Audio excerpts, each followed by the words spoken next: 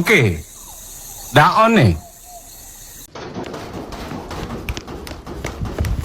Cepat loh, Mama suruh masuk ini. Oh iya, Mami tunggu lah. Mami tunggu.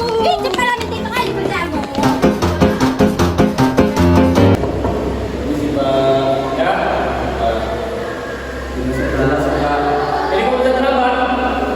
Iya Pak, tadi harus makan Pak.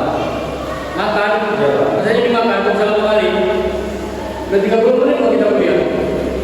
Ya Pak. Maaf aja. Izin ya Pak, sebagai masih kami Pak baru selesai mandi Pak, karena ada tambahan beberapa yang mandi.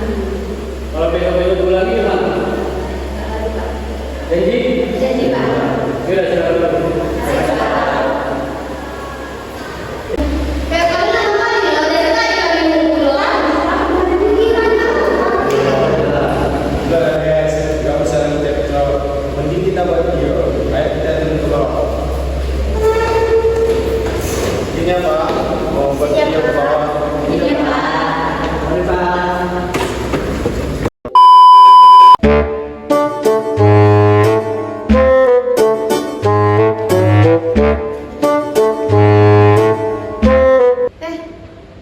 Kenapa hanya melamun?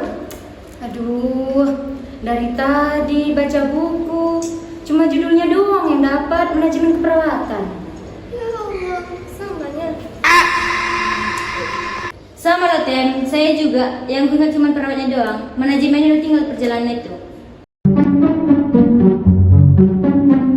Ya ampun, kalian ini, biar aku jelasin ya.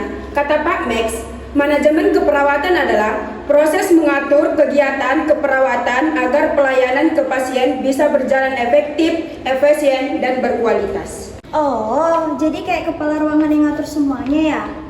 Betul banget Bu, kepala ruangan itu kayak manajernya para perawat. Wah, berarti kalau nggak ada manajemen yang bagus sama kayak warung yang ramai tapi nggak ada yang beli ya?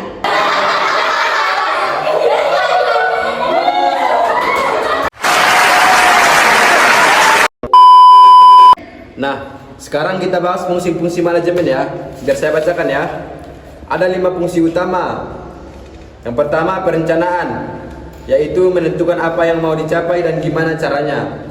Yang kedua, pengorganisasian, yaitu biasanya bagi tugas biar nggak rebutan kerjaan.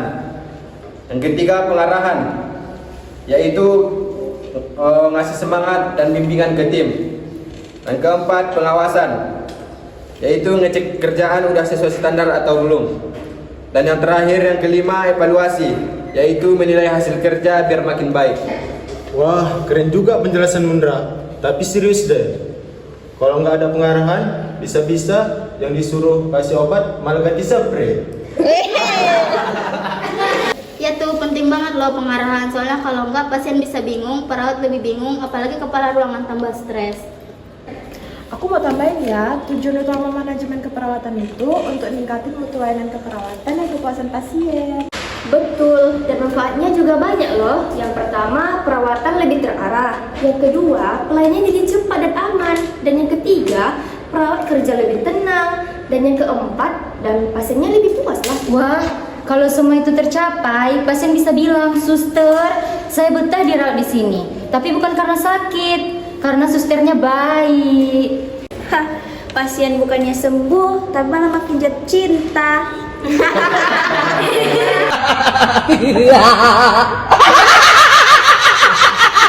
A few moments later. Kawan-kawan, dalam manajemen keperawatan itu ada juga loh beberapa metode penugasan. Itu dicantumkan dalam Pak Max, catatannya itu ada 4. Yang pertama, metode kasus. Metode kasus itu satu perawat pegang satu pasien penuh, kayak hubungan eksklusif gitu. Oh my god! Wow! Yang kedua, metode fungsional, yaitu tugas dibagi per jenis kerjaan. Misalnya perawat A kasih obat, terus perawat B pasang infus. Terus yang ketiga, metode tim, yaitu kerja bareng satu tim di bawah ketua tim. Ngerti kan kawan-kawan? Ngerti.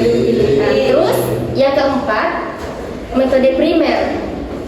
Itu dalam metode primer itu Satu perawat tanggung jawab penuh dari awal sampai pasien pulang.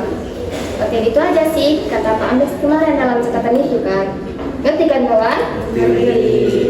Kalau aku jadi perawat primer, pasti pasien cepat sembuh. Karena aku kasih motivasi tiap pagi. Ayo cepat sembuh, nanti aku kasih makanan. Itu pasien dia malah nambah makan makanannya, bukan karena obatnya. Sekarang kita bahas peran kepala ruangan ya. Kepala ruangan tuh tugasnya bukan cuma tanda tangan dan duduk di kantor loh. Dia harus mengatur jadwal perawat, memastikan pelayanan berjalan baik, memberikan arahan dan motivasi, jadi penghubung antara staf dan manajer atas. Jadi intinya kepala ruangan itu kayak ibu kos. Di rumah sakit dia ngatur semuanya, tapi tetap sayang sama anak-anaknya. Iya, kalau ada yang telat laporannya siap-siap juga tuh dimarahin. Iya, kayak aku waktu itu lupa isi catatan keperawatan, langsung dipanggil. Sakitnya perasaan aku nih. Siapa yang tahu, siapa tahu. Tapi teman-teman, dalam manajemen itu nggak semuanya mulus ya, ada juga hambatan-hambatannya. Kayak apa tuh? Seperti kurang komunikasi antar perawat, konflik dalam tim, kurangnya tenaga dan alat medis, dan kadang beban kerja terlalu berat.